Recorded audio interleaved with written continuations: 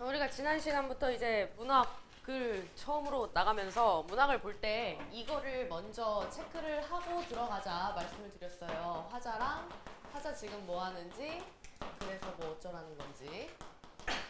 요거 세 개만 알고 들어가면 일단 이해는 다 된다고 했는데, 일단 첫 번째, 이 작품을요, 여러분들 쭉 봤을 때 이번에는 화자, 나가 있습니까? 없습니까? 이번에는 화자가 어딨어? 없죠. 화자가 없어요. 여기 화자가 없는 걸 우리가 암시적 화자라고 부르는데, 그렇다면 화자가 없다면 이 시는 나의 어떤 생각을 우리한테 직접적으로 말해주는 시가 아니라 나를 숨기고 나 대신에 이 시에 나타난 시적 대상이 조금 더 우선시되는 시라고 생각을 해줘야 돼요. 그럼 시적 대상을 한번 찾아봅시다. 말 나온 김에. 시적 대상이라 하면은 이 시에 나와 있는 화자를 제외한 모든 것들이 다 대상이라 그랬어요. 그러면은 이 시에 나와 있는 대상은, 시를 보니까 뭐 흙길, 언덕길, 그 길, 기풍, 정령? 숲의 정령? 아스팔트? 편리? 불편? 자연? 문명? 뭐 흙도 있었네? 흙. 이렇게 나와 있죠? 대상이 이렇게 여러 개가 있죠? 많죠? 근데 이렇게 많은 대상 중에 가장 중요한 중심 대상을 찾는 방법은 뭘 보면 된다? 간단하게 제목을 보시면 된다 라고 했어요. 제목이 깊은 흙인 걸 봐서 이 시의 가장 중요한 키워드는 바로 깊은 흙이겠다. 그러면은 이 시는 화자의 어떤 감정이나 기분을 나타내기보다는 화자가 생각한 대상에 대한 어떤 이야기가 되게 중요한 시가 되겠다. 근데 무슨 이야기를 할 거냐면 깊은 흙에 대한 이야기를 하겠다라는 걸 우리가 좀 알고 있을 수 있겠네요. 화자가 지금 뭐 하는지, 그래서 어쩌라는 건지는 이 시를 읽어봐야 하니까 우리 눈으로 한번 읽어볼게요. 먼저. 흙길이었을 때 언덕길은 깊고 깊었대요. 근데 포장을 하고 난 뒤 그 길에서는 깊음이 사라졌대요. 오, 지금 뭔가 반대 얘기를 하고 있어. 흙길이었을 때 어떤 길이 있었는데 그게 이제 흙으로 돼 있는 그냥 언덕길이었을 때는 되게 깊었대. 근데 깊었다는 게 정말 이렇게 고였다, 딥하다 이런 뜻이 아니라 자연의 깊이, 어떤 생명력의 깊이가 깊다, 이렇게 좀 받아들여야겠다. 그지? 왜냐면은 이 깊고 깊었다는 얘기가 좋은 얘기인 것 같거든? 하지만 포장을 하고 난 뒤 그 길에서는 깊음이라는 게 사라졌다 이러지. 포장을 했다는 거는 길에다가 우리 다니기 쉽게 아스팔트를 쫙 깔아놨다는 거잖아. 이렇게 했더니 깊음이 사라졌다 라고 했으니까 아마 뭐 자연의 깊이, 뭐 있는 그대로의 어떤 순수함, 생명력 뭐 이런 것들이 좀 사라졌다는 얘기인 것 같고요. 플러스로 숲의 정령들도 사라졌대요. 여러분들 이 숲의 정령 이러면은 좀 되게 오타쿠 같고 중2병 같고 그럴 수 있는데요. 그냥 생각을 해봅시다. 숲의 정령이라고 하면은 일단 우리 눈에 안 보일 것 같고요. 작을 것 같고요. 요정 같고요. 되게 신비스럽죠. 이 숲의 정령이라는 것이 실제로 존재한다면 그들이 숲에서 어떤 일을 할 것 같아요?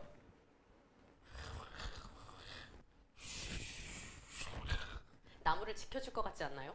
그죠? 뭔가 나무를 지켜줄 것 같죠? 예. 그런 애들이 사라졌다고 했으니까 어떤 자연의 신비로움, 뭐 생명력, 뭐 그런 것들이 사라졌다 이렇게 해석하면 좋을 것 같고요. 마지막에 연이 3개가 있는데 이게 좋아. 깊은 흙, 얄팍한 아스팔트, 짐승스러운 편리, 사람다운 불편, 깊은 자연, 얕은 문명. 이렇게 얘기를 하지. 그럼 이 시도 되게 지난번에 배웠던 시처럼 딱 2개로 갈리는 것 같아. 자연 좋아, 문명 싫어. 대충 그런 시인 것 같아.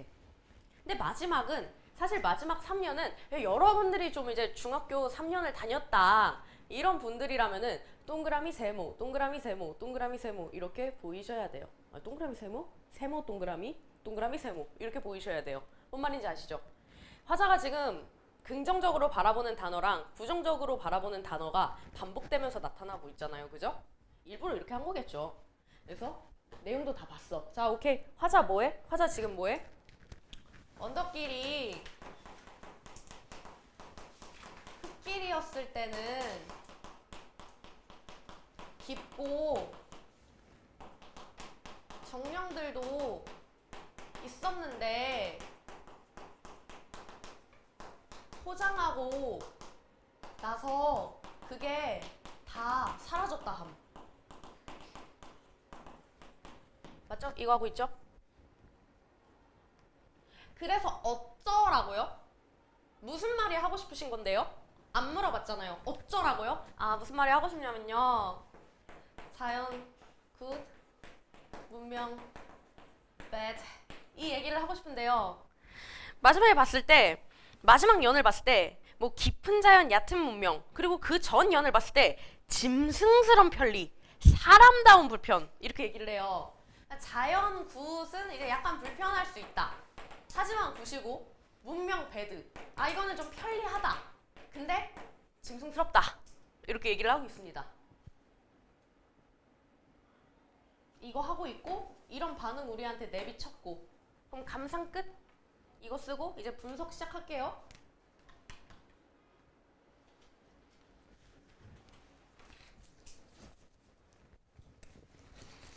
자, 흙길이었을 때 언덕길은 깊고 깊었다. 흙길이었을 때 이 언덕길은 깊고 깊었어요. 지금 화자가 보고 있는 대상이에요. 그죠? 근데 포장을 하고 난 뒤 그 길에서는 깊음이 사라졌대요. 그리고 플러스로 숲의 정령들도 사라졌다고 합니다. 이제 이 흙길이라는 거는 포장을 하기 전의 상태인 거죠? 그냥 그대로의 모습. 그냥 자연 그대로의 모습이고 깊고 깊었다는 것을 봐서 뭘 간직하고 있어요? 자연의 생명력과 깊이를 간직하고 있는 그런 길이겠습니다. 그래서 이 길은 깊고 깊었어요. 근데 여러분들 깊고 깊었대요. 그죠? 깊고 깊었대요. 반복이 일어나고 있네요. 반복이 일어나면은 이게 무슨 말을 반복했든지 간에 형식적으로는 어떤 효과가 발동하죠? 그냥 반복을 했어. 형식적으로는 운율이 생겨요. 의미적으로는 강조가 돼요. 그럼 무슨 의미인지만 보면 되겠죠? 무슨 의미예요? 깊고 깊었다. 요거죠. 생명력, 깊이를 간직했다. 그러한 흙길, 그러한 자연을 강조한 거죠. 근데 반대로 포장을 하고 나서 그 길에서는 깊음이 사라졌다 라고 하죠. 이게 바로 포장을 하고 난 뒤에 변화가 되겠습니다. 그리고 숲의 정령들도 사라졌다. 두 번째 특징이 되겠습니다. 근데 깊음이 사라졌다 라는 말은 이제 우리가 바꿔 말하면은 인공적 문명으로 인한 변화다. 이렇게도 생각을 해보실 수가 있을 것 같습니다.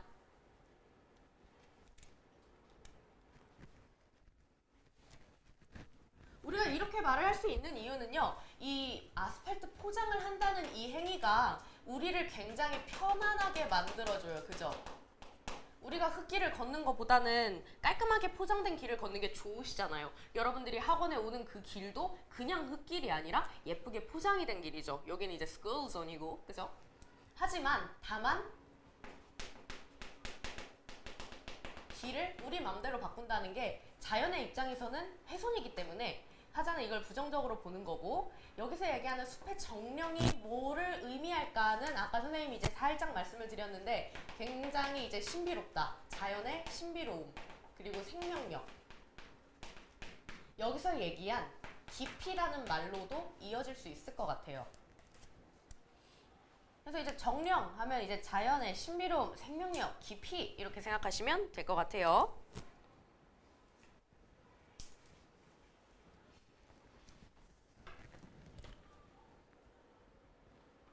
자, 여기까지 필기가 되셨다면은 숲의 정령들도 사라졌다 해서 한번 선을 확 그어주세요. 이 시는 딱 두 부분으로 나뉘는 시입니다.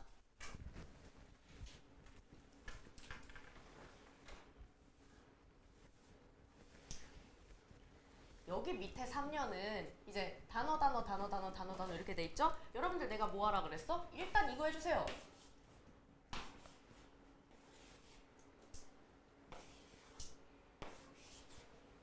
이거 왜 하는지 아시잖아요, 여러분. 그죠?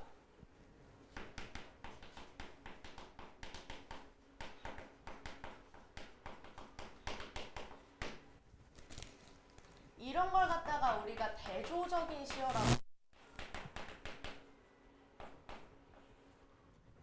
시어를 사용해서 무슨 효과를 내고 있냐? 이제 자연과 문명의 대비, 요 효과를 내고 있고요.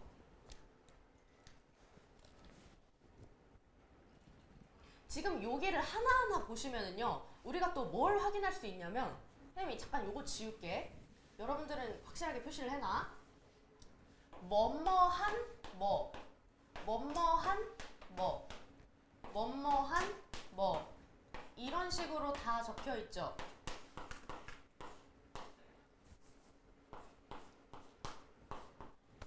뒤에 있는 요 체온들이 꾸밈을 받고 있는데, 이 체온들을 꾸며주는 앞에 이 괄호 안에 관형어들이, 긍정적인 것들은 다 자연과 관련된 말이고 부정적인 것들은 다 문명과 관련된 말이죠. 그럼 이게 의미로도 운율을 이루지만 형식적으로도 운율을 이룬다. 무슨 운율을 이루냐면요, 여러분들 적어두세요. 여기에 쓰인 방법은 대꾸법이에요.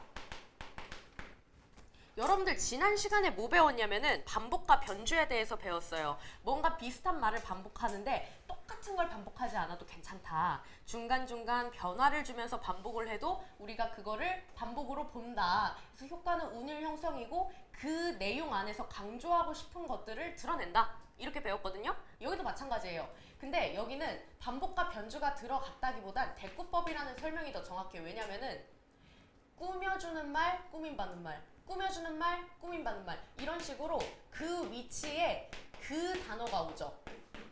꾸며주는 말, 꾸밈받는 말, 꾸며주는 말, 꾸밈받는 말, 이런 식으로 딱딱딱딱 연달아서 나오죠. 그럼 우리 이럴 때 대꾸법이라고 봐요. 아시겠죠?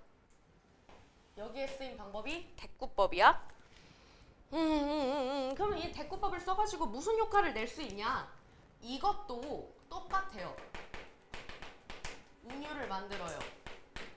그리고 강조해요. 여기서 또 어떤 강조가 일어났냐? 여기서 강조된 건 그거겠죠. 화자의 인식이겠죠. 어떤 인식인가요? 문명과 자연에 대한 인식이겠죠. 문명과 자연에 대해 무슨 인식을 가지는데요? 문명은요, 편하지만 나빠요. 자연을 훼손해요. 자연은요, 불편하지만 사람다워요. 긍정적이에요. 요런 인식을 알 수가 있는 거고요. 그리고 대꾸법에 의해서 이제 한 가지만 더 알 수 있는 게 뭘 말을라 했지? 은유법. 이 시에는 은유법도 드러나 있어요. 여러분들 운유법 나왔으니까 잠깐 비유법 하나만 설명하고 들어갈게요. 여러분들 비유법에는 굉장히 많은 종류가 들어가요. 직유법, 은유법, 의인법, 풍유법, 대유법, 뭐 하여간 뭐 그런 것들이 들어가는데 두 개만 말씀을 드릴게요. 대표적인 건데 직유법이랑 은유법이 들어가죠. 여러분들 이거 모르는 사람은 없을 거야. 그치? 이거 모르는 사람은 없을 거야. 직유법이라고 하면은 뭐뭐처럼, 뭐뭐 있냐, 뭐뭐 같이, 이런 말이 들어가는 표현법이고, 은유법이라는 것은 A는 B다, 이런 식으로 쓰이는 비유법이라는 걸 여러분들은 알고 있고, 여기에서 한 번 더 들어가서 비유의 기본적인 개념을 생각해보면 비유법이라는 거는 어떠한 화자가 설명하는 원래 관념, 원관념이라는 게 있고 이 작품에서 드러내는 보조 관념이라는 게 생겨요. 그죠? 이건 화자가 지어낸 거야. 그래서 이 원관념과 보조 관념이라는 게 유사성을 바탕으로 빗대지는 거거든요. 이게 비유법이잖아요. 그죠? 요 원관념과 보조 관념이 1대1이라는 특징을 가지는 게 바로 비유법이라는 표현이에요. 그런 수사법이에요.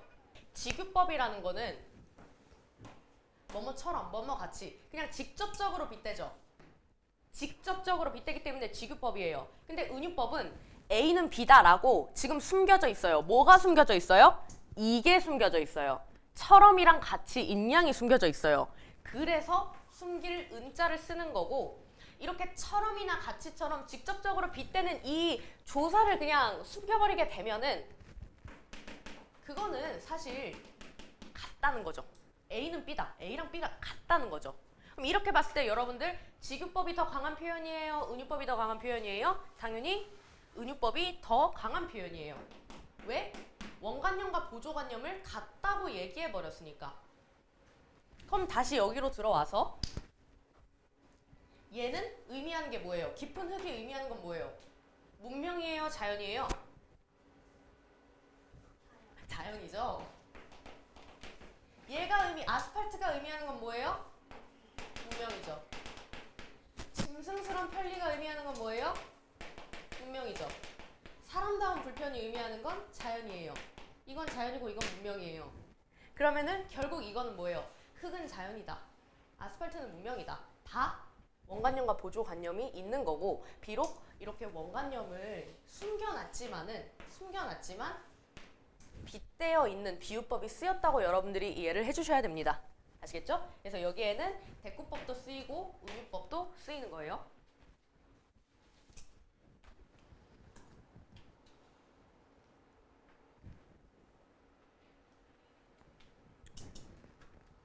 여러분들 이것도 다 썼어요? 넘어가도 돼요? 선생님이 설명하다 딱 하나 까먹었어. 이거 하나 까먹었는데. 자, 여기 기품이 사라졌다랑 숲의 정령들도 사라졌다 있지. 여기도 못 쓰였어. 여기도 반복 쓰였어, 얘들아. 여기도 똑같이 반복과 변주가 쓰였는데 똑같아요. 반복의 효과, 형식적인 건 뭐예요? 은유를 만들어줘요. 의미적으로는 뭐예요? 그 의미를 강조해요. 그럼 어떤 의미가 강조됐어요? 기품이 사라졌다, 정령이 사라졌다, 자연이 훼손되었다, 이런 것도 강조될 수 있고, 깊이가 사라졌다, 생명력 이거 사라졌다, 뭐 이런 것들을 다 강조하는 거고, 여기에 플러스로 화자가 이게 사라져서 마음이 어떤 것 같아요? 아, 기품이 사라졌어. 마음이 어때 보여요? 기품이 사라졌어. 안타깝죠? 안타까움도 강조가 되는 거예요.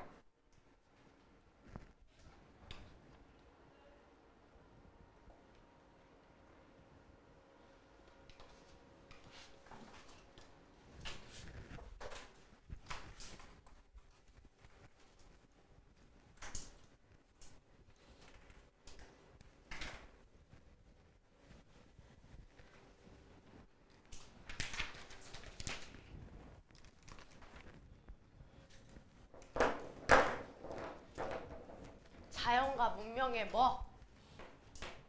자연과 문명의 뭐? 뭐가 들어갔어, 민정아? 대비.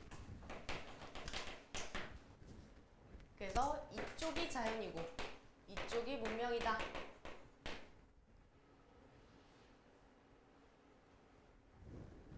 단순히 자연은 좋은 거고 문명은 나쁘다 라기보다도 그 의미, 그 이유를 보셔야 되는데, 자연은요, 흙길 냅뒀고요, 깊은 흙, 깊이를 간직하고 있고요, 사람다운 불편, 사람이 편하게 개조하지 않았기 때문에 자연스럽게 불편하고요, 깊은 자연, 뭐 계속 이런 말을 반복해요. 그러면은 이 화자가 좋아하는 자연의 모습이라는 거는 어떤 자연이에요?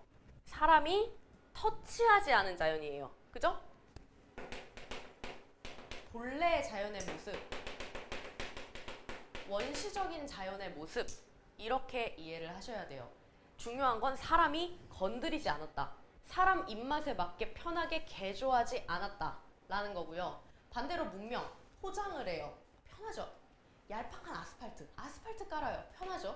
짐승스러운 편리, 편해요. 얕은 문명, 그러다 보니 자연의 기품을 잃어버렸죠. 그러면은 이제 화자가 싫어하는 문명이라는 거는 사람의 손이 닿은 문명인 거예요. 그죠? 인공적인. 우리가 우리 손으로, 인간의 손으로 뭔가를 개조하고 바꾼 거를 인공적이다라고 표현하죠?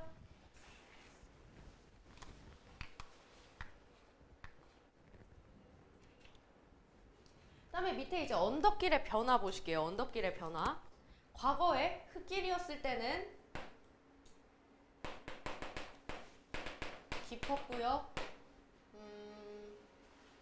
깊었고 흙으로 만들어져 있고 모도 있었어? 숲의 정령이 있었죠. 하지만 현재는 깊음을 잃어버렸고 아스팔트로 만들어져 있고 숲의 정령 있어 없어? 숲의 정령 사라졌죠. 그리고 밑에 이 문장은 잘못 들어갔죠. 이 지난 시간에 배운 문장이 잘못 들어갔죠. 죄송해요. 이런 실수를 하다니. 그래서 이 언덕길의 변화를 대조적으로 보여줌으로써 화자가 원한 효과, 그건 뭘까요? 왜 이 언덕길의 변화를 딱 보여줬을까? 화자가 어떤 마음을 느끼기 때문이야? 바로 인공적인 변화로 자연의 깊이를 잃어버린 것이 어떤 마음이 든다고? 어떤 마음이 든다고? 안타까운 마음이 들어서.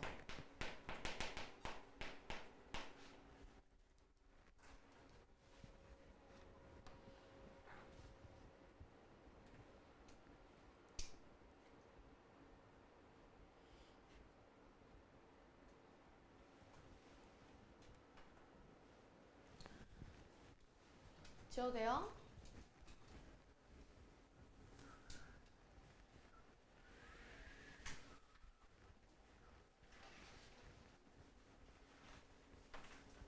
자, 마지막 비슷한 의미를 지닌 식구끼리 분류해서 화자의 태도 알아보기예요. 긍정적 의미, 흙길, 숲의 정령, 흙, 불편, 자연이야. 근데 반대로 부정적 의미에 들어가는 애들은 그 길, 아스팔트, 편리, 문명 이런 단어들이죠. 그래서 이 깊다, 사람답다 이런 어휘를 통해 화자가 어디에게 가지는 긍정적인 인식이에요? 자연이요. 근데 자연은 자연인데 어떤 자연? 누구의 손이 닿지 않은? 사람의 손이 닿지 않은. 그래서 본래의 자연 이렇게 씁시다.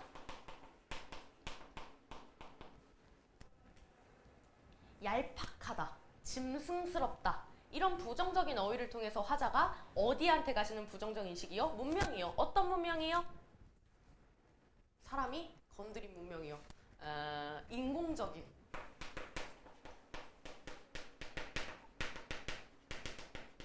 3에서 5연이라고 하면은 뭐 하면서 이게 단어 붙여놓은 거긴데요. 이 3, 5연에 뭐를 활용해서 시에 대한 이미지를 강조했을까요? 우리 뭐 배웠어? 아까 전에 땡땡법 배웠어. 뭐 배웠어?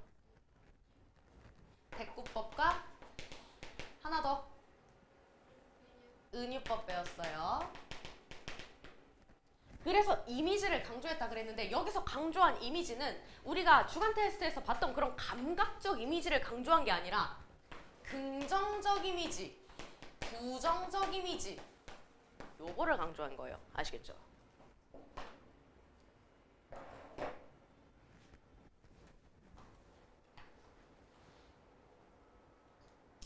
요약 봅시다. 자, 갈래는 자유시 서정시고 성격은 사색적이고 비판적이고 요게 지난번 시랑 똑같다 그지? 사색이라는 거는 생각에 잠긴다는 거였어. 이 화자가 흙길을 보면서 이제 포장이 된 그 길을 보면서 이 아스팔트 길이 흙길이었을 때는 숲의 정령도 있고 이랬는데 이젠 하면서 생각한 내용. 그리고 비판적인 것도 비판인데 누구에 대한 비판?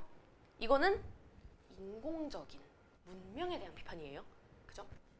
왜 비판하는 거야? 앞에 우리가 지난주에 배웠던 시는 공동체를 이루지 못하고 소외돼서 비판했어.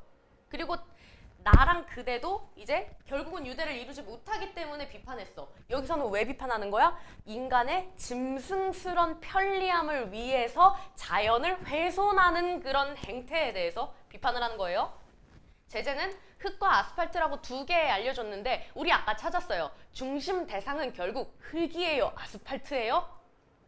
그렇죠. 왜? 제목이 흙이니까. 그다음 주제. 자연 본래의 모습을 파괴하는 인공적인 문명에 대한 비판이 주제가 되고요. 특징. 자연과 문명을 대비해가지고 인공적인 현대 문명에 대해서 비판적인 마음을 드러내고 대조적 의미의 시어랑 식구를 써가지고 본래 자연 vs 인공적인 문명에 대한 인식 차이를 드러낸다 그랬고 그 인식 차이가 구체적으로 뭔지 앞에다가 필기를 다 해드렸어요. 그죠? 그래서 이 시는 이렇게 딱 두 부분으로 나뉜다. 인공적인 문명으로 인한 변화를 설명해주는 1, 2연이랑 이제 자연과 문명의 대비되는 속성을 단어로만, 대꾸법으로만 딱딱딱딱 보여주는 3, 4, 5연 이렇게 두 부분으로 나뉜다. 하면 시 분석은 끝이에요. 그럼 이제 여러분들이 지난번에도 시 한 편을 배우고 숙제하고 주간 테스트 풀었지? 오늘도 똑같이 시 한 편을 배웠고 똑같이 배울 거야. 똑같이 과제를 하겠지? 시 내용이 많지가 않아. 그러니까 시에서 강조하는 주제는 어차피 하나, 많아봐야 두 개고 시어가 가지는 의미도 사실 조금 크게 생각하면은 이렇다, 그러니까 좋다, 나쁘다 딱 이렇게 구분이 가. 근데 우리가 문제를 풀었을 때 그걸 틀리는 이유는 딱 내가 두 가지 배웠으면은 그 배운 거를 굳건하게 들고서 맞다 아니다만 판단하고 가면 되는데 자꾸 그 문제에 나와 있는 알량한 단어들에 우리가 자꾸 꽂히는 거야. 어떤 친구는 나무가 교감을 한다고? 아닌데? 나무 가만히 있는데? 그래서 나무가 교감한다는 말을 틀렸다고 체크한 친구도 있었고 되게 다양해. 근데 다 뭐야? 특정 말에만 꽂혀서 그런 거거든? 근데 우리는 문제를 풀 때 딱 그 키워드만 들고 가면 돼. 이 작품 안에선 적어도 이 작품 안에서는 이 단어, 이 단어, 이 단어, 이 단어, 이 단어는 다 똑같은 의미의 단어라고 생각을 하고 넘어가야 돼. 아시겠죠? 자, 그럼 우리 이제 OX 문제를 풀어볼게. 그냥 같이 풀 거거든? 가시가 우리 지난번에 배운 시 숲이고 오늘 배운 시가 이제 흙이야. 나야 이게. 하나씩 볼게. 가는 나와 달리 시적 대상 그 중에서도 그대에 대한 그리움의 정서가 드러난다. 가에서 말했던 그대라는 건 낯선 그대야. 내가 처음 만나서 결국에는 유대를 이루지 못했던 인간을 소외된 인간 중 한 명일 뿐이야. 그리움의 정서는 없었어. 그지? 두 번째, 가는 인간의 유한성을 자각하고 이를 한탄한다. 아까 이제 주간 테스트에 있었죠. 이 유한성이라는 단어 때문에 틀렸어요. 그다음에 3번, 가랑 나는 둘 다 서로 조화를 이루는 공동체적 삶을 소망하고 있다 라고 했는데 맞아요? 틀려요? 틀리죠? 근데 왜 틀려요? 얘는 맞는데 얘는 아니니까.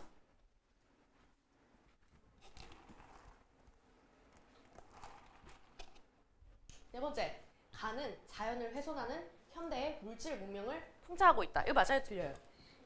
틀려요. 왜 틀리냐? 얘 때문에 틀려요. 잠깐 풍자 얘기해볼까? 풍자, 여러분들 뭐 풍자 테레비 많이 보시겠지만 그 풍자는 아니고요. 풍자라고 하면은 일단 비판을 하기 위해 있는 거예요.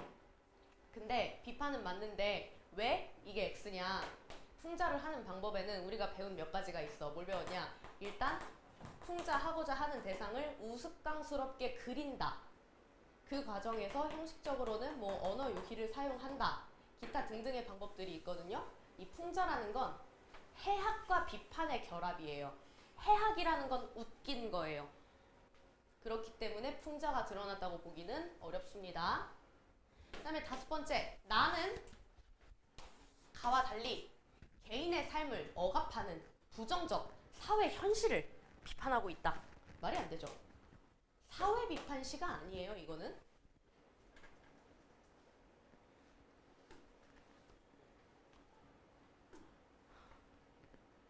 그 다음에 6번. 가의 숲과 나의 흙길은 화자가 긍정적인 시각으로 바라보는 소재이다. 아유, 이런 거는 뭐 무지성으로 동그라미 치셔도 됩니다.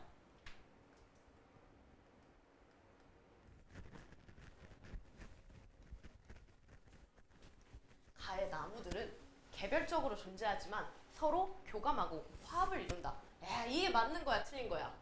무조건. 이게 무조건 맞는 거야, 얘들아. 그다음에 8번. 광화문 지하도랑 나의 얄팍한 아스팔트는 모두 화자의 경험과 관련이 있다. 야, 선영아, 이거 맞냐 틀리냐? 광화문 지하도랑 아스팔트는 화자의 경험과 관련이 있다. 아, 맞지? 깊게 생각하지 마. 화자가 떠올렸으면 그거 다 경험인 거야. 화자가 숲에 간 것도 경험이고 숲에 가서 광화문 지하도를 옛날에 갔던 걸 상기시키면서 얘기를 했어도 다 경험인 거야. 얄팍한 아스팔트 포장된 거는 실제로 가서 본 거겠지, 얘가. 몰라, 뭐 안 나와 있긴 한데 하여간 봤으니까 알겠지? 경험이야. 9번. 가는 공간의 변화에 따른 시상의 전환이 일어나고 있다. 요거 X예요. 여기서 공간의 변화에 따른 이라는 말이 나오려면은 뭐 해야 된다 그랬어? 화자가 공간을 이동해야 한다 그랬어. 물론 공간에 이제 그 대비가 대조적인 공간으로 그려지고 있는 건 맞아. 광화문 지하도랑 숲길이. 근데 이게 화자가 숲에 갔다가 광화문 지하도로 장소를 이동하면서 시상이 바뀐 게 아니라 숲에 가서 광화문을 떠올린 것 뿐이야. 화자가 간 건 숲이야. 그래서 X야. 알겠지? 다음, 가는 나와 달리 시어의 대비를 통해 주제를 부각하고 있다. 이거 X야. 왜 X야? 달리 때문에 틀렸어. 둘 다 그래. 둘 다 시어가 대비가 있어. 그 다음에 11번. 가의 그대와 나는 왜 숲이 아닌가를 통해 화자가 성찰하고 있다는 것을 알 수 있다. 무조건 동그라미야. 왜 동그라미야? 나, 성찰, 의문. 요거 세 박자가 맞았는데 X일 수가 없겠지. 그 수민아. 수미 졸려? 수미 왜 얼굴 빨개졌어? 너 졸리지? 너 더워? 그래? 괜찮아. 알았어. 나의 숲의 정령은 현재는 부재하는 소재로 화자에게 비판적 의식을 보여낸다. 이게 맞아 틀려? 뭔가 말이 틀린 것 같아서 X를 친 다음에 고민하지 마시고. 이게 왜 틀리냐? 나의 숲의 정령은 현재는 부재하는 소재. 아유, 맞죠. 지금 없죠. 근데 이제 비판적 의식을 부여하는 게 이제 숲의 정령이 아니죠. 화자한테, 그러니까 화자가 비판하고 있는 건 문명이잖아? 그럼 화자에게 비판적 의식을 하게 올라오게 만들어주는 애는 아스팔트 아닐까?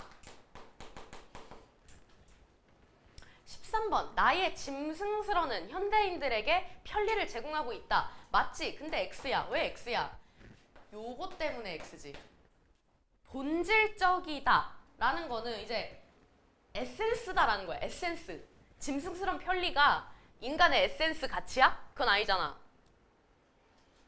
우리가 진짜 추구해야 될 가치는 불편함을 감수하는 게 가치 있는 거지. 그래서 자연과 공존해야 되는 거지. 그냥 짐승스럽게 편리하기만 한 게 좋은 건 아니라 그랬어. 그 다음에 가는 나와 달리 물음의 형식을 통해 안타까움을 드러내고 있다. 오, 맞아 틀려. 어머, 맞아 틀려. 완전 맞지.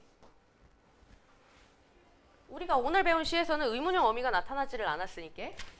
나는 서로 대조적인 명사를 나열하여 작품의 주제의식을 강조하고 있다. 아이, 동그라미 100개인데 대조적인 명사라 그랬어. 명사라고 하면 우리 지난 시간에 배운 체현 얘기하면 되고, 나열이라는 거는 이제 그냥 딱딱딱 단어를 썼다. 이게 나열이야.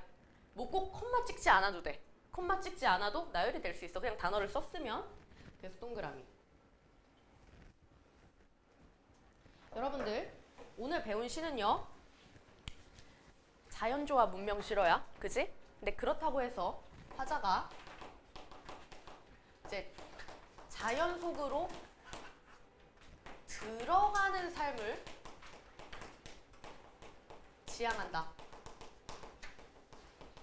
이런 선지가 나온다면은 여러분들 무조건 아니라고 해야 돼. 이 사람이 원하는 거는 자연을 훼손시키지 않기 위해 우리가 불편함을 감수하고 일정 부분 조화를 이루는 것이지, 모든 문명을 손에서 집어 던지고 뭐 원시인이 돼가지고 그냥 자연 속에 귀속되자 이런 얘기는 아니야. 근데 이렇게 많이 물어봐, 일부러. 알겠지? 화자가 자연에 이제 뭐 들어가자, 은거하자, 뭐 자연 속에서만 살자 이런 얘기를 하는 건 아니라는 거. 그냥 과도한 이제 개발에 대한 어떤 부정적인 비판 의식을 드러낸 것 뿐이야. 그거 기억해야 되고, 오늘 문학 여기서 마칠게요.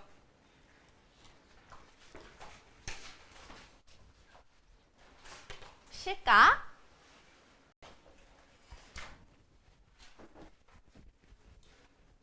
야, 오늘은 외우는 게 별로 없어.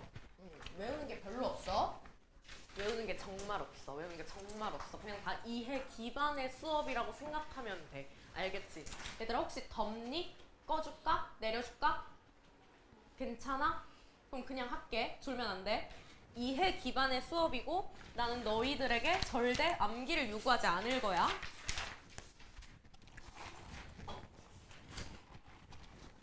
감탄사부터 그냥 빠르게 보자.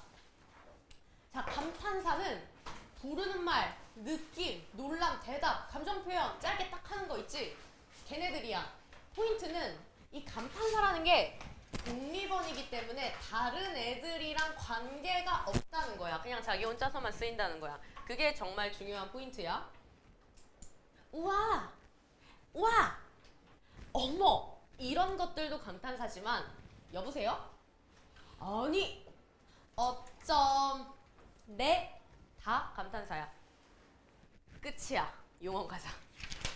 내용이 없어. 문제로도 안 냈어. 너무 내용이 없어가지고. 너네들이 감탄사 때문에 뭐 인생이 힘들어질 일은 죽어도 없다는 얘기야. 알겠지? 자, 용언 갈게. 중요한 건 용언이지.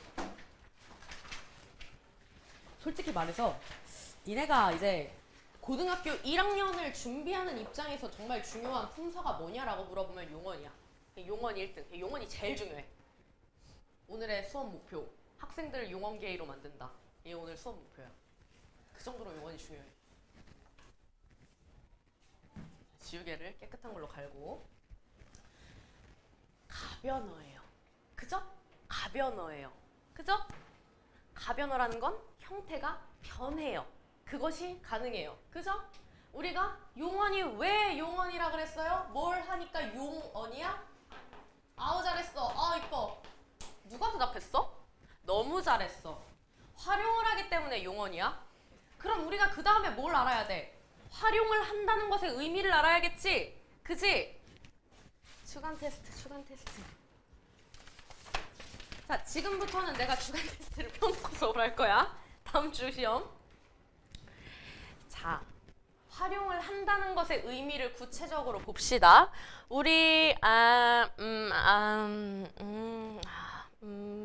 여기에 있는 예시를 들어줘야 얘네들이 편하겠지? 자, 우리 예시로 들자면은 공부하다 라는 용언도 있고, 그리고 또 내가 뭘 냈냐면 잡다 이런 용언이 있을 수도 있어. 그지? 이런 거 다 용언이잖아. 동사인지 형용사인지는 몰라도 용언이잖아. 이런 거는 다 우리가 기본형이라고 불러. 딱 그 기본형이야. 기본형을 만든 다음에 다의 앞에서 잘라. 다의 앞에서 잘라. 이렇게 하고 나면은 이쪽에 있는 친구들은 형태가 바뀌지 않아. 형태가 바뀌지 않는 이쪽에 있는 친구들을 어간이라고 불러. 마찬가지야. 잡다에서도 이쪽에 있는 친구들은 형태가 바뀌지 않아. 이런 애들을 우리가 어간이라고 부를 거야. 그럼 우리 자유롭게 한번 활용을 해볼까? 공부하고, 공부하니,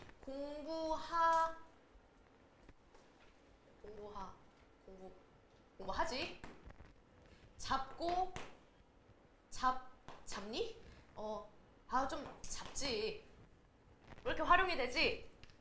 여러 가지로 나올 수 있는 이 부분을 우리가 어미라고 불러. 다 어미야, 고 어미야, 니 어미야, 지 어미야. 알겠어? 근데 어미는 2개, 3개 올 수도 있어. 앗다 이렇게 쓸 수도 있지. 이런 경우에는 앗이라는 어미, 다라는 어미가 들어간 거야. 그래서 얘는 어미가 2개야. 위에 나 어미가 하나지. 얘는 어미가 2개야. 그럼 3개도 만들 수 있어. 어떻게 만들 수 있어? 잡으시었다. 이런 식으로도 쓸 수 있어. 그럼 이런 경우에 어떻게 되는 거야? 의시라는 어미, 엇이라는 어미, 다라는 어미가 온 거야. 이렇게 보면 너무 쉬워. 근데 선생님이 문제에 뭘 냈냐면은 냅다 이렇게 써버렸어. 그러면 여러분이 봤을 때 아, 잡으셨다. 아, 어간 어미 이렇게 생각을 해야 돼? 그렇게 생각을 하면 안 돼. 어떻게 생각을 해야 돼? 잡으셨다라는 단어가 주어졌으면 먼저 잡다라는 기본형을 만들어. 잡다라는 기본형을 만들고 다 합해서 잘라. 다 합해서 자른 다음에 다의 앞에 있는 이 친구가 어간이라는 걸 확인을 해. 아, 오케이. 그럼 얘가 어간이구나. 으셨다. 얘는 어떻게 쓸 수 있을까? 잡으시었다. 아, 이렇게 쓸 수 있을 것 같아. 그러면은 시가 어미, 어시 어미, 다가 어미. 이렇게 이해를 해줘야 돼. 알겠지? 세상에 샷이라는 어미는 없다. 이거 존댓말이잖아. 그 존댓말에는 이게 시가 들어가 있겠다라고 생각을 해야 돼. 근데 없다 이러잖아. 그럼 없다니까 과거도 들어가 있겠다. 그러면은 시랑 어시 둘 다 들어가 있겠구나를 우리 머리로 판단을 해줘야 돼. 왜? 우리는 한국어를 향유하는 한국 사람들이니까. 그래서 이렇게 어간이랑 어미로 우리가 활용이라는 걸 알 수 있어요. 그죠, 여러분들? 자, 그럼 이제 여기를 보면서 우리 살짝 의미를 한번 파악해 볼게요. 자, 어간과 어미라는 게 있는데요. 먼저 어간이라는 거는요, 용언이 활용할 때 형태가 변하지 않고 고정되는 부분이고요. 무슨 의미를 담당하냐면 어휘적 의미를 담당해요, 여러분들. 어휘적 의미의 담당이 무슨 말이냐면요. 이렇게 어떤 단어가 있을 때 이 잡는다, 이 캐치라는 의미를 생각을 해봅시다. 그러면은 잡이랑 으시었다 중에서 이 캐치의 의미가 살아있는 부분은 잡인가요? 으시었다인가요? 잡이 되겠죠? 네, 그게 바로 어휘적 의미라는 거고, 우리가 이런 걸 갖다가 어휘 형태소, 뭐 실질 형태소 이런 전문 용어로 불러요. 여러분들 형태소가 뭔지 배우셨을 거예요. 그죠? 어렴풋이 기억 한 구석에 이게 다 있거든요. 예. 그래서 어간은 어휘적인 의미를 담당하고 형태가 변한다, 변하지 않는다? 변하지 않는다. 이 부분을 여러분들 주간 테스트에 뚫었어요. 용언이 활용할 때 형태가 변하지 않고 고정되는 부분이고 어휘적 의미를 담당한다. 이 부분을 뚫었어요. 2번 문제예요. 잘 적어주시면 돼요. 다음 주에. 그 다음에 어미 똑같죠. 어간의 반대잖아요. 똑같이 용언이 활용을 할 때요. 어간 뒤에 붙고요. 어간 뒤에 붙어요. 뛰지 않아요. 어간 뒤에 붙어요. 형태가 변하는 부분이고 무슨 의미를 담당해요? 문법적 기능을 담당해요. 이 문법적이라는 거는 정말 이 국어 문법에만 존재하는 그런 단어들이에요. 이런 것들은 영어에 없잖아요. 영어에 다르게 발현되잖아요. 그죠? 문법적인 기능을 하는 거예요. 여러분들 아시겠죠? 요거 기억해 주세요. 어간은 형태가 변하지 않고 어휘적인 기능을 담당하는 부분이고, 그 다음에 어미는 어간의 뒤에 붙어서 형태가 자유롭게 바뀔 수 있고 문법적인 그런 역할을 하는 애들이다. 이거를 잘 기억을 해주세요. 자, 좋아요. 어간과 어미 됐어요. 그러면은 이러한 용언에는 여러분들 이미 아시겠지만 동사랑 형용사가 있어요. 동사라고 하면은 움직일 동자를 써가지고 어떠한 동작이나 움직임을 나타내는 그런 단어라고 여러분들 알고 계시고, 형용사, 아 뭔가 형용할 수 없는 뭐 이런 말이 있잖아요. 그죠? 성질, 상태, 지시 이런 것들을 나타내는 말이 형용사예요. 라인업들 보시면 도움이 되시겠죠? 근데 이 동사에는 자동사랑 타동사가 있다. 근데 이거는 영어 시간에 배운 거랑 똑같다. 자동사는 뭐가 필요 없다. 그렇지. 목적어, 오브젝티브가 필요가 없다. 내가 살다, 꽃이 피다, 내가 지다, 내가 뛰다. 그냥 주체랑 요 서술어로만 딱 쓸 수 있는 목적어가 필요하지 않은 그런 친구들이 있고, 타동사는 목적어가 필요한 친구들이에요. 내가 무엇을 먹다, 내가 무엇을 잡다, 내가 무엇을 누르다, 내가 무엇을 보다. 이렇게 들어가 있죠. 자, 형용사입니다. 구분하실 필요는 없을 것 같은데요. 형용사에는 이렇게 성질이나 그 상태를 나타내는 말들이 있어요. 예쁘다, 아름답다, 구수하다, 짜다. 하지만 이러하다, 그러하다, 저러하다 이런 단어들도 형용사에 들어간다 라는 걸 기억을 해주시면 되고요. 이 부분에서 어디를 냈냐면요. 자, 요 표를 그대로 시험 1번에다가 실었어요. 근데 어떻게 실었냐면 요거 그냥 다 적어 드렸거든요. 요거 뚫었어요.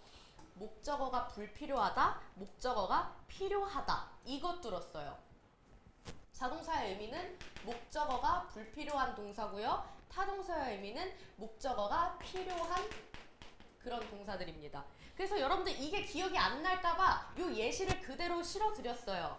머릿속으로 보시면서 떠올릴 수 있으시고요. 그 다음에 형용사는요. 여기를 뚫었어요.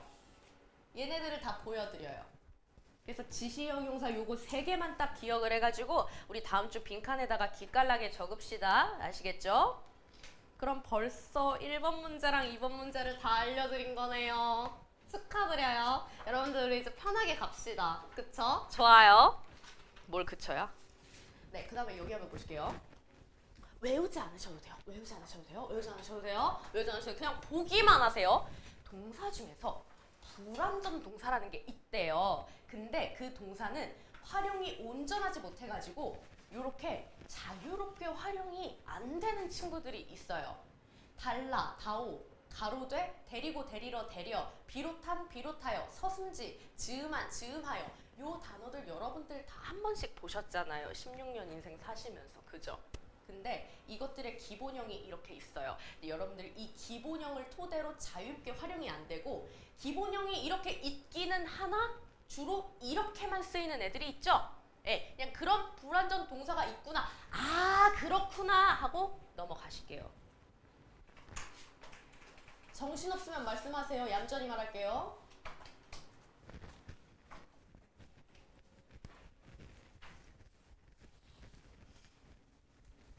여러분들 동사랑 형용사 배웠어요. 뜻 배웠어요. 모든 용언들이 의미대로 움직였냐 성질이냐로 구분이 되면 너무 좋을 것 같은데 그게 또 쉽지가 않아요. 뭐 예쁘다. 아, 이거 뭐 누가 봐도 형용사죠. 그죠? 근데 있다. 뭐 이런 것들은 우리가 좀 헷갈리거든요. 있다. 혹은 밝다.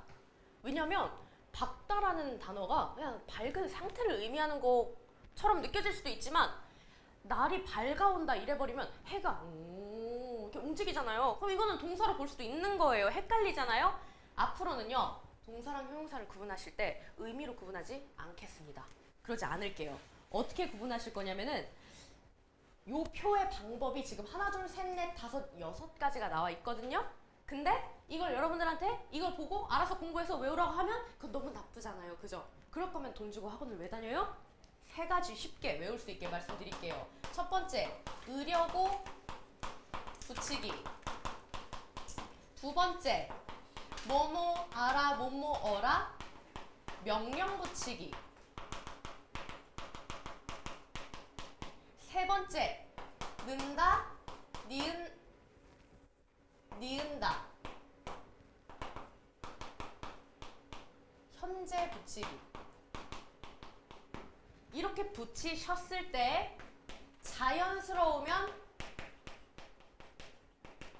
동사 아니면 형용사로 보실게요.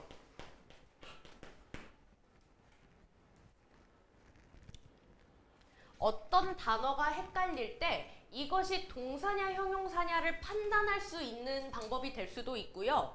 어떤 용어는요. 동사로 사용이 될 때도 있고 형용사로 사용이 될 때도 있어요. 네.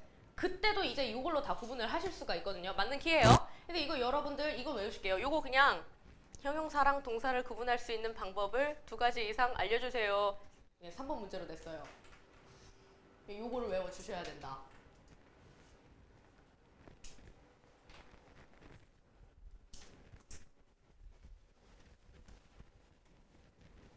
여러분들 한번 써먹어 볼게요. 자, 서연아, 너가 알고 있는 동사 아무거나 얘기해봐. 뭐라고? 뭐라고? 달리다. 달리다 좋다. 달리다. 네가 알고 있는 형용사 아무거나 얘기해봐. 예쁘다. 애들이 자꾸 예쁘다에 갇힌다? 근데 나도 그래. 지원아, 네가 알고 있는 형용사 아무거나 얘기해봐.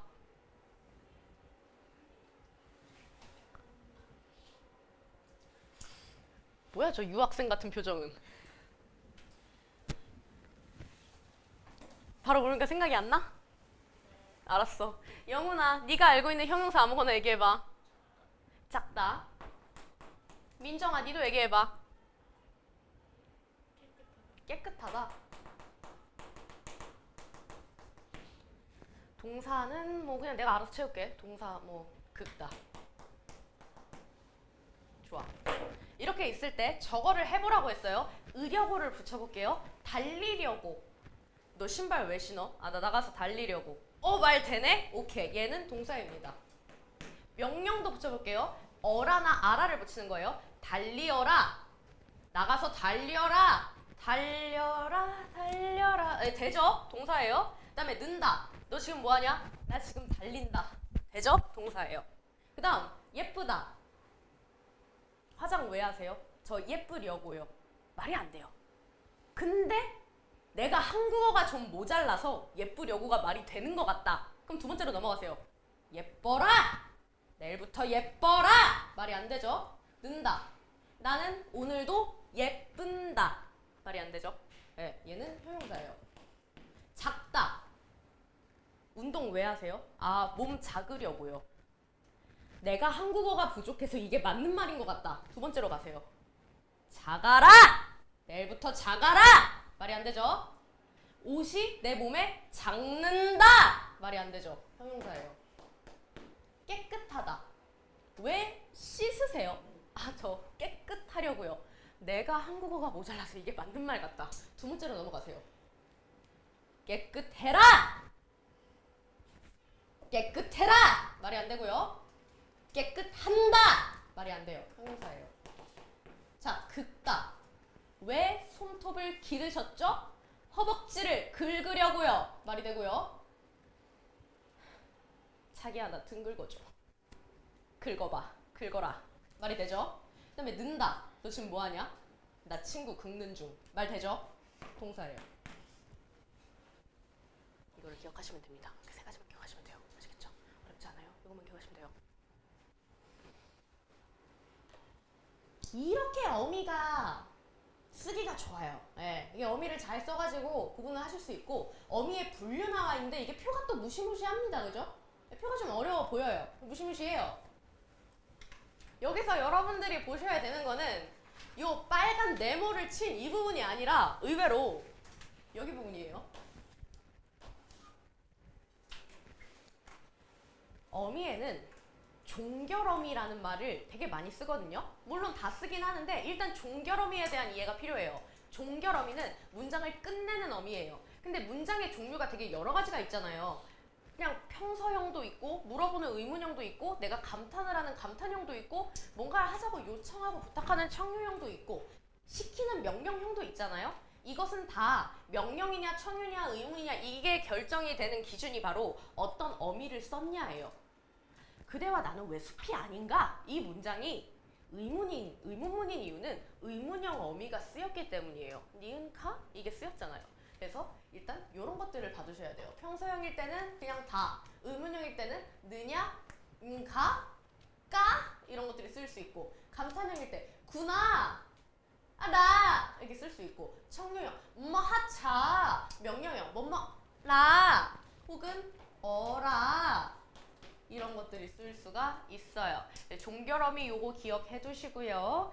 그 다음에 연결어미 요거는요 여러분들 대등이냐 종속이냐 우리 중학교 3학년 때 그 혼문장과 겹문장 배우셨는데 혹시 기억하시나요? 기억이 안 나신다면 안타까워요. 넘어갈게요. 전성어미 있는데 이따가 말씀드릴 거고요. 선어말어미 한번 보실게요. 선어말어미. 자, 여러분들 어말어미라는 게 있고 선어말어미라는 게 있어요. 여기에서 이제 내가 한국에 좀 오래 살았다. 내가 한국에 그래도 한 5년 이상 살았다라고 하신 분은 좀 이해가 되실 수도 있는데 어말어미의 앞에 오는 것이 선어말어미예요. 아까 전에 선생님이 이 얘기했어요. 잡으시었다. 요거 아까 살짝 예시로 들었거든요.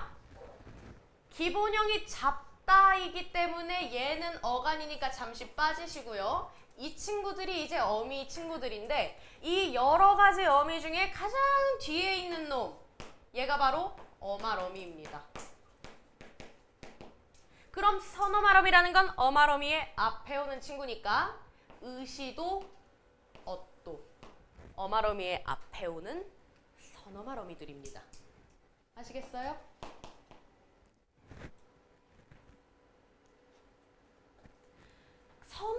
어말어미가 뭐냐? 어말어미 앞에 오는 어미.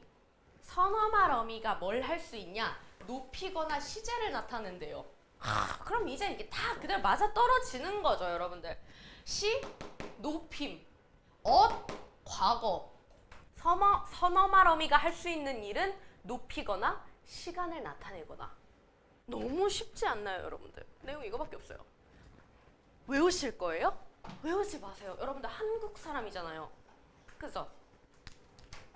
만약에 여러분들이 이제 뭐 권민정, 임지원 이런 애들이 아니라 뭐 크리스찬, 뭐 다니엘 뭐 이런 애들이면 내가 외우라고 했을 거야. 근데 너네들은 안 외워도 돼. 알겠지? 이해 안 된 거 있어 없어? 없어. 너무 쉬워. 여러분들 제가 여기서 주간 테스트를 낸 게 있어요. 뭘 냈냐면은요. 일단 4번 문제. 어말어미와 선어말어미는 뭐가 다른가요? 이렇게 물어봤어요. 여러분들이 아시는 대로 적으면 돼요. 어말어미는요. 맨 뒤에 오는 어미고요. 선어말어미는요. 어말어미의 앞에 오는 어미입니다. 이렇게 쓰시면 돼요. 그리고 5번 문제. 같다라는 동사를 어간, 선어말어미, 어미로 나눠달라고 말씀드렸어요. 자, 오늘 배운 대로 해봅시다. 자, 이런 식으로 뭔가 용언이 있을 때 제일 먼저 무슨 형으로 바꾸라고요? 기본형으로 바꿔요. 그럼 가다죠? 다 앞에서 끊어. 그러면은 얘가 뭐가 되는 거야? 어간이 되는 거야. 그럼 이제 어미는 다시 선어말어미랑 어말어미로 나누는 거지? 가다인데 같다니까 이 안에 뭐가 들은 거야? 앗다가 들어간 거지. 선어말어미, 어말어미 다 이렇게 쓰시면 정답입니다. 아시겠죠, 여러분들? 이해 안 될 거 없죠? 이거를 확실하게 이해하면 이제 나중에 뭐 갔다가 되든 먹었다가 되든 공부했다가 들어가든 여러분들은 다 할 수 있게 되는 거죠. 그렇게 인재가 되는 거죠. 서서히 용언 개의가 되는 겁니다. 여기서는 뭐 됐고 넘어갈까요?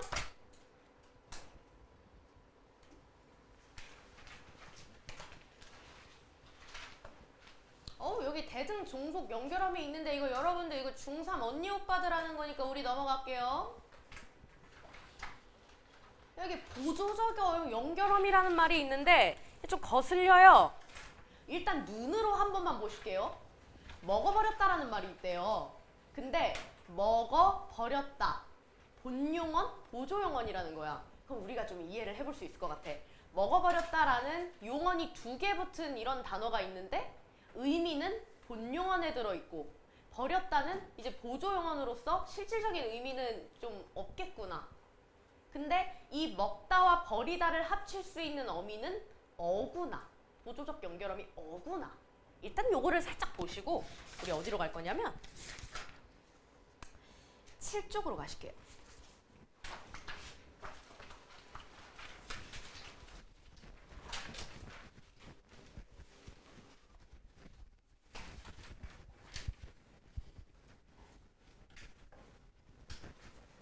본용언과 보조용언이라는 게 있어요. 본용언이라는 건 실질적인 의미를 가진 용언이고 보조용언이라는 거는 이제 실질적인 의미가 있지는 않지만 본용언 뒤에 붙어서 보충하는 그런 애들이라고 생각하면 좋을 것 같은데 이런 거 쉽죠? 불러본다? 만나볼까? 그럼 여기 부르다라는 용언이랑 보다라는 용언이 들어있고 만나다라는 용언이랑 보다라는 용언이 들어있어. 먹어버리다, 먹다, 버리다 이런 용언이 들어있지만 우리가 실제로 사용을 할 때는 이쪽에 의미가 있는 거죠. 만나다의 의미가 있는 거고 먹다의 의미가 있는 거지 족발을 다 먹은 다음에 다시 꺼내가지고 버린 게 아니잖아요, 여러분들. 그죠? 예. 이쪽이 보조 용언이라는 건데 일단 보조 동사와 보조 형용사를 여러분들한테 구분시키지는 않을게요. 어떤 문제를 냈냐면 여기에 있는 문장 몇 개를 찝어가지고 여러분들 보조 용언에 밑줄 그으세요. 이렇게 냈어요. 그럼 여러분들이 보셔야 되는 건 이런 것들은 너무 쉬워요. 이런 것들은 우리가 그냥 머리로 알아요. 근데 의외로 이런 것들이 조금 헷갈려요. 해놓자, 기억해둬라, 생각나지 않는다, 잊어버리지 말아라. 얘가 없으면 의미가 달라지는데요, 선생님? 네, 그렇죠. 의미는 달라지죠. 하지만 운용어과 보조용어를 따져봤을 때 중요한 것은 생각하다, 있다예요. 여러분들 이런 것들 보조용어 기억 잘 하셔야 되고요. 보다, 듯하다, 쉽다, 만하다, 뻔했다, 이런 애들 은근히 헷갈려요. 네, 은근히 헷갈리니까 여러분들 이거 잘 봐주시고요. 네, 그대로 냈어요. 밑줄 그으라고 냈어요. 아시겠죠? 12번 문제네요. 네, 냈어요. 여기에 있는 문장으로만 선생님이 6개 엄선했거든요. 맞아주세요. 맞춰주세요. 요거 이해됐으면 이제 다시 앞으로 가실게요. 어디 가시면요, 저기 4쪽으로 가실게요. 화내지 마세요. 누가 화내요? 자, 여러분들 이제부터 제가 굉장히 어디야? 4쪽 펴라 했고 지는 5쪽 펴놓네. 굉장히 헷갈리는 말을 할 거거든요. 근데 휘말리지 마세요. 휘말리지 마세요, 여러분들. 휘말리지 마세요. 휘말리면 지는 거예요. 어미예요. 셋 다 그냥 어미거든요. 그냥 어미거든요. 근데 명사의 기능을 하게 해주는 어미가 있대요. 그래서 이름이 명사형 어미예요. 관형사의 기능을 하도록 해주는 어미가 있대요. 그래서 이름이 관형사형 어미예요. 부사의 기능을 하도록 해주는 어미가 있대요. 그래서 부사형 어미거든요. 근데 너무 중요한 거. 명사의 기능을 하게 해줬다고 해서 품사가 명사가 되진 않습니다. 얘도 마찬가지예요. 여기서 우리가 뭘 기억하셔야 되냐면요. 어미는 그렇게 어떤 기능은 시켜줄 수 있지만 무엇을 바꾸지는 못한다?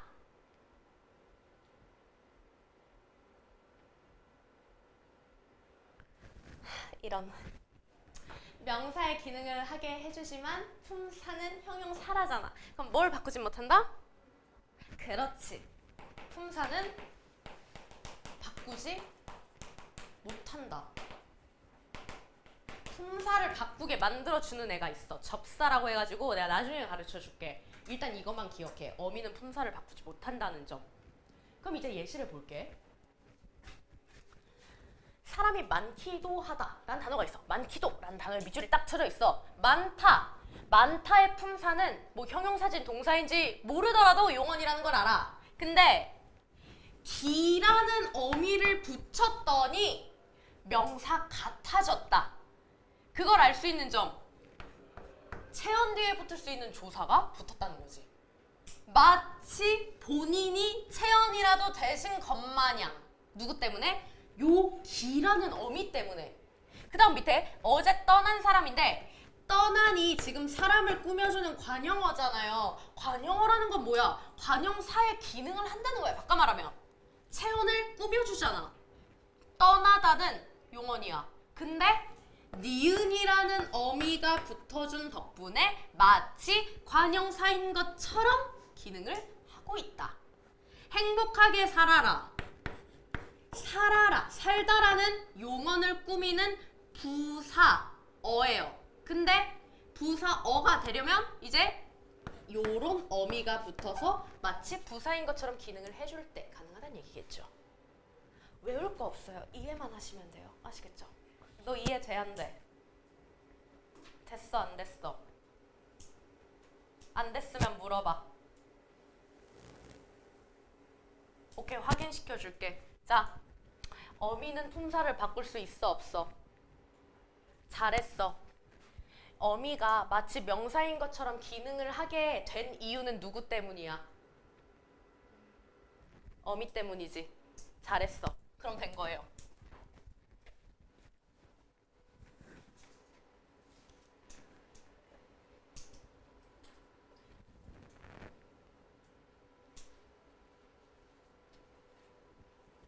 이게 전성어미고요.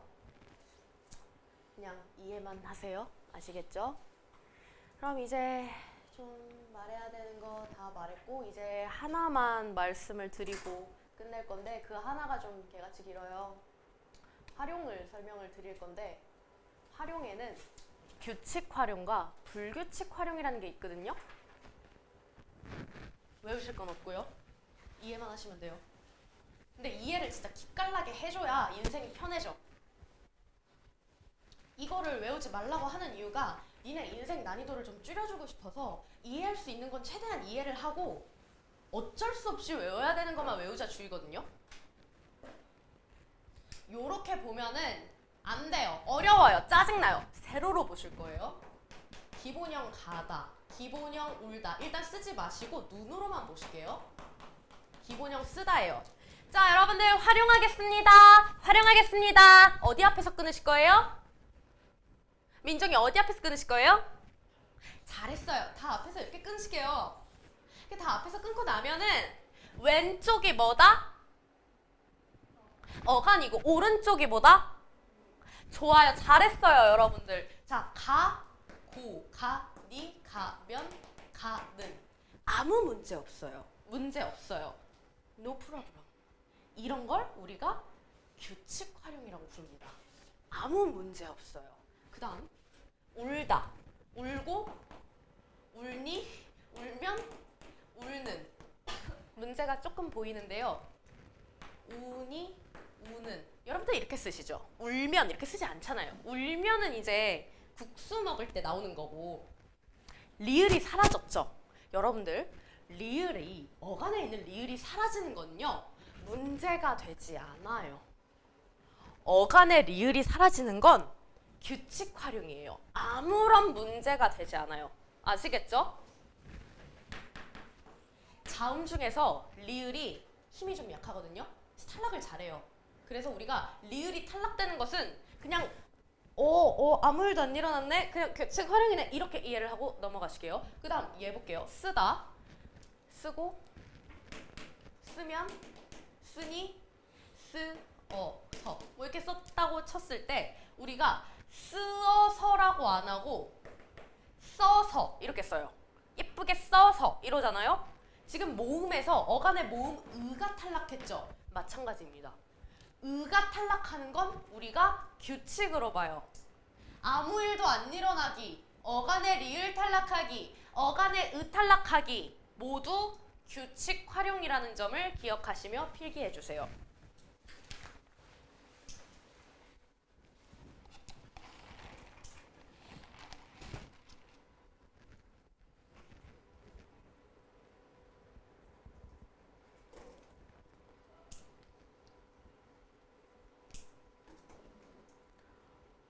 덥다. 조금만 내릴까요?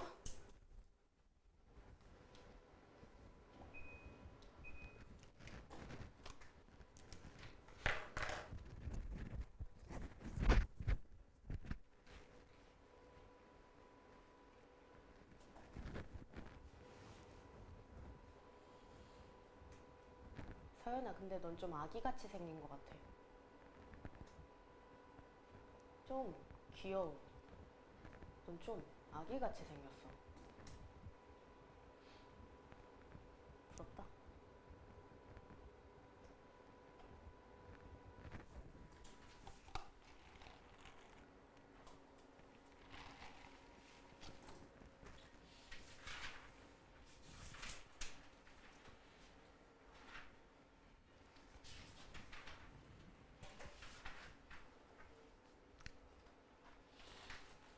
애기들 다 썼어?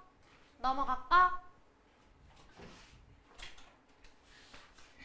왜 뒤에서 바이킹 타세요? 넘어갈게요. 자, 불규칙 활용으로 가시면요. 자, 이제부터 이제 좀 집중을 해주시면 되겠네요.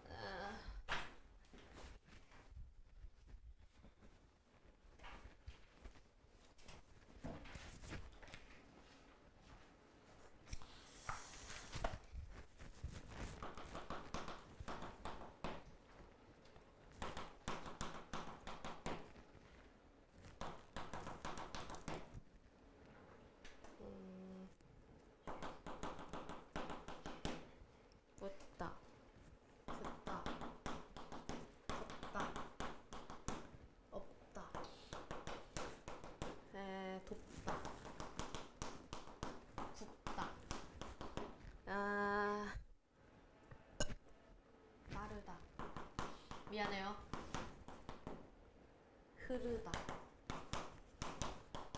오르다. 네, 여기까지만 보실게요. 여기까지 있을 때 이제 여러분들 다 앞에서 끊고 다 앞에서 끊고 다 앞에서 끊고 다 앞에서 끊고 다 앞에서 끊고 다 앞에서 끊고 다 앞에서 끊고 다 앞에서 끊고 다 앞에서 끊고 여기도 이렇게 다 끊으실 거잖아요. 다시 볼게요. 여기다가 똑같은 어미를 붙여볼게요. 자, 솥, 붓, 짓, 아나, 를 썼을 때요. 첫 번째는 소사. 아무런 문제가 없어요. 아무런 문제가 없으면 무슨 활용이다? 규칙 활용이다. 근데 우리가 부서가 아니라 어떻게 써요? 부어 이렇게 쓰죠. 지서가 아니라 밥을 지어 이렇게 얘기를 하죠. 지금 무슨 일이 발생했어? 서연아, 지금 무슨 일이 발생했어? 어간에 어떤 일이 발생하였어? 시옷이 사라졌어? 너무 잘했어. 시옷이 사라졌대요. 이걸 확인할 줄 아시면 돼요. 내가 여러분한테 바라는 거 이거예요. 시옷이 사라진 거 알기. 이렇게 두 개가 지금 불규칙입니다. 불규칙 활용입니다. 아시겠어요? 자, 두 번째 케이스 볼게요.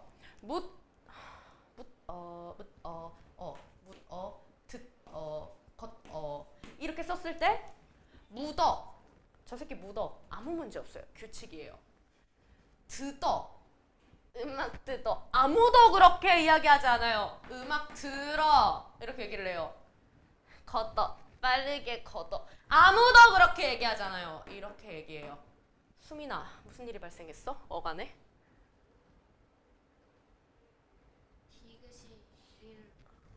그거예요. 이만큼이 규칙, 이만큼이 불규칙 활용입니다. 차이 아시겠어요? 근데 계속해서 어간에 문제가 발생하고 있죠. 어간이 불규칙하게 변한 거예요. 세 번째 볼게요. 어버, 도바, 구버. 애기 어버, 말 돼요. 규칙이에요. 친구를 도봐줘. 그렇게 쓰지 않아요. 어떻게 써요? 도와줘 이렇게 써요. 그죠? 그 다음에 고기 굽어줘 쓰지 않아요. 고기를 구워줘 이렇게 얘기를 하죠. 그죠? 그럼 여기엔 어떤 일이 발생한 거냐? 바로 비읍이 오가 되고 비읍이 우가 된 거죠? 비읍이 오나 우가 된 거예요. 다음 르불규칙 한번 볼게요. 따르다, 따르아. 그러면은 우리가 따라가 되죠. 물을 따르아가 아니라 물을 따라 이러죠. 어간에 의가 탈락했죠. 문제 있어요, 없어요? 어간에 의가 탈락하는 거 문제 있어요, 없어요? 있어, 없어? 없지. 규칙이야. 리을이나 의가 탈락하는 건 아무 문제가 없어. 근데 이제 여기 볼게요. 물이 흐르어, 오르어, 오르아, 오르아 이렇게 썼을 때 흐르어 이렇게 쓰지 않고 우리가 흘러 이렇게 얘기를 하고 올라, 산에 올라 이렇게 얘기를 하잖아요. 무슨 일이 발생한 거예요? 르가 리을리을이 된 거예요. 르가 리을리을이 된 거예요. 그러한 불규칙 활용을 확인하시면 됩니다. 그 다음 마지막 우불규칙도 있죠. 요것도 이제 원래는 두다. 그리고 여기엔 이제 푸다가 있죠.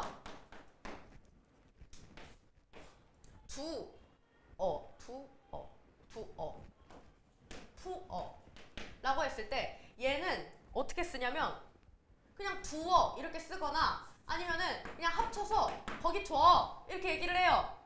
규칙이에요.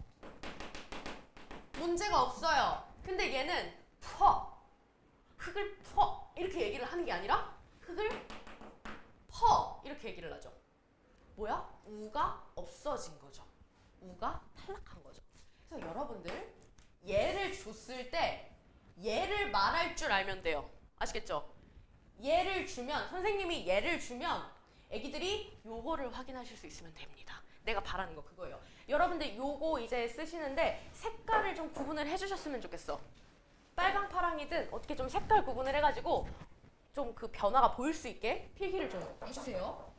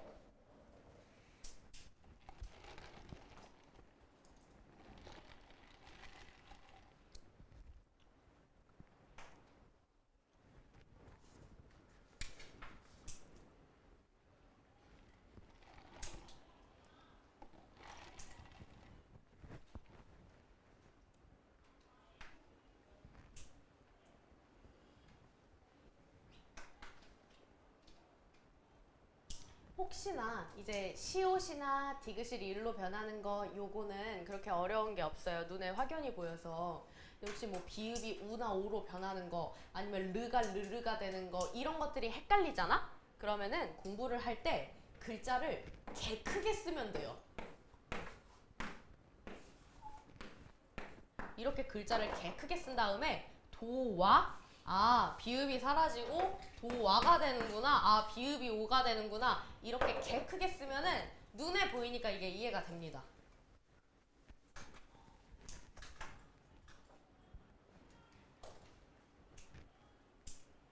그래서 여러분들 제가 이 필기를 해드린 거는 여러분들 책에 똑같이 적혀 있는 건데 다만 이게 책에는 옆으로 자리가 없어서 옆으로 적혀 있으니까 이해하기가 힘드니까 일부러 그냥 세로로 자리만 바꿔드린 거예요. 여러분들도 세로로 보시는 연습을 하시는 게 좋아요. 주간 테스트에는 똑같이 냈어요. 물을 부서 남을 도바 강이 흐르어 이걸 그대로 넣었고요. 여러분들이 어떤 변화가 생겼는지만 잘 적어주시면 모두 정답 처리할 거예요. 꼭 시옷 불규칙 이렇게 적지 않으셔도 돼요. 시옷이 탈락했다 이렇게 적으셔도 돼요.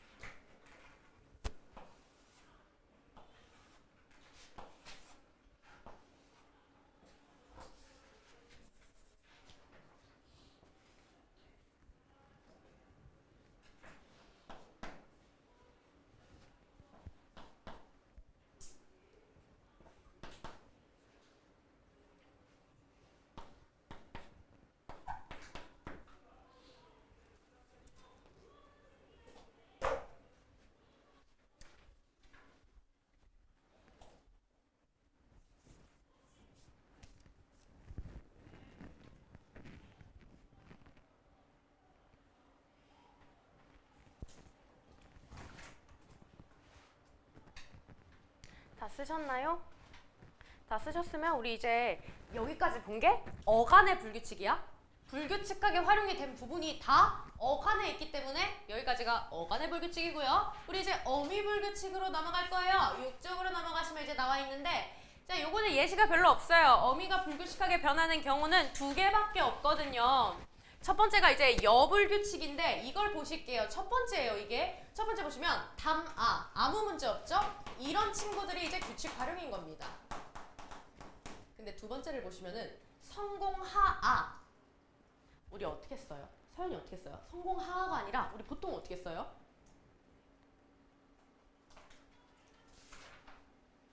이렇게 보면 헷갈리나? 우리 성공하여 이렇게 쓰지 않아요? 보통 그렇게 쓰죠. 왜 그런지 몰라도 우리는 성공하여, 공부하여 이렇게 쓴단 말이에요. 그죠? 여불규칙이에요. 그냥 어미가 그냥 여가 됩니다. 여러분들 이거는 그냥 쓰면서 따라오셔도 문제 없을 것 같아요. 어간에서 다 이해를 했기 때문에. 어미불규칙이라는 것만 알아두시고, 그 다음에 두 번째가 이제 러불규칙이라는 게 있는데, 우리가 치르어, 시험을 치르어, 문제가 없어요. 시험을 치러 이렇게 쓰지만 어간의 의가 탈락하는 것은 우리가 문제가 없는 것으로 보기 때문에 규칙 활용으로 들어가는데, 푸르어는 우리가 푸르러, 어딘가에 도착할 때도 이르러 이렇게 쓴단 말이에요. 이것이 바로 러불규칙입니다. 어미불규칙은 두 개밖에 없어요. 여불규칙이랑 러불규칙이요. 당연히 여불규칙, 러불규칙으로 기억 안 하고요. 그냥 하로 끝나는 어간이 왔을 때 이제 뒤에 어미가 아가 아니라 여가 된다. 혹은 뭐 르로 끝나는 어간의 뒤에서 어가 아니라 러가 된다. 이렇게 기억을 하셔도 상관없겠죠. 이걸 보고 설명하시는 거니까 그게 다. 그래서 요거 이쁘게 쓰시고. 다 왔어요?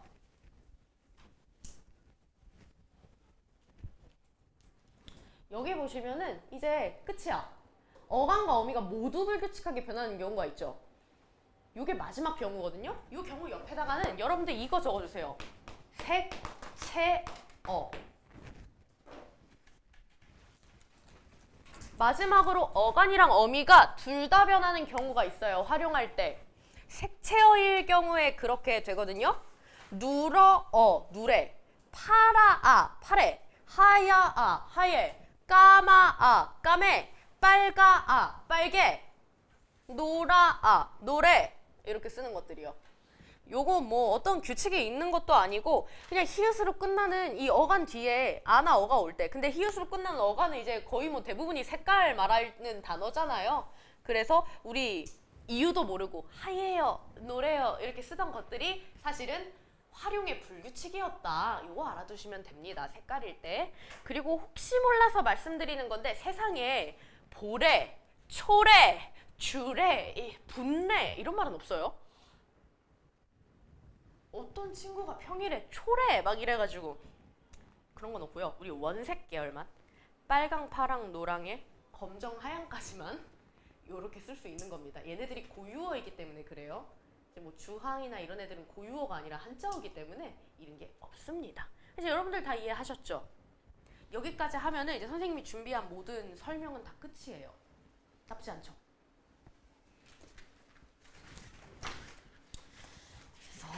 수업은 여기서 마무리를 하고요. 자, 여러분들 지금부터 문제를 푸실 건데, 품사 통용이거든요. 이것도 외우는 건 아니야. 외우는 건 아닌데, 품사 통용이 뭐냐면은 똑같이 생겼는데 품사가 두 개인 케이스. 의존명사와 조사.